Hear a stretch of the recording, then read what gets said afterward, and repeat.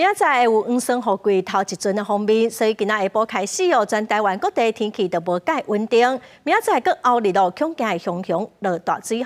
北部的温差会到10度，观众朋友一定要特别注意。气象署嘛指出讲，今年黄霜雨季雨水上高，应该会是伫5月底到6月初会连续落雨。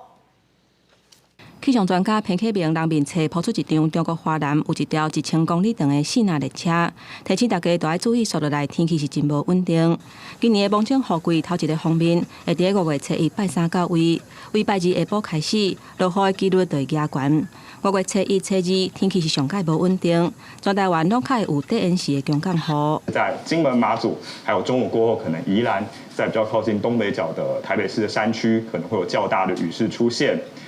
周3、周4会是锋面影响最大的时候，西半部可能会有局部性的大雨，宜兰花莲也不排除会有短延时的强降雨出现。气象署预估，今年5月、6月的芒种雨季，总雨量以正常到偏少的几率较大，气温是正常到偏温暖，大人开始有机会发展做反性型现象。不过气象署嘛说明，虽然芒种雨季的总雨量无明显增加或者是减少，不过落雨的时间是搁较集中，地区低温时强降雨的频率有加悬的趋势。预估5月底才开始出现连续落雨的情形。代表红色这个台湾邻近区域不稳定，比较容易降雨的这个情况，一直要等到5月底，甚至于到6月初，它才逐渐转正。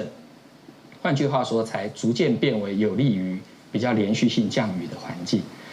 因为最近这几年几届发生熊熊上大雨，地区溪水涨起来，伫水尾袂负走险的民众全去有水流去的情形。气象署的山区上大雨溪水溢流的警示信息，嘛正式上线服务。全台湾11个县市有24条溪有预警系统，若发现有各样伫水尾的民众，拢会当提早收到警示。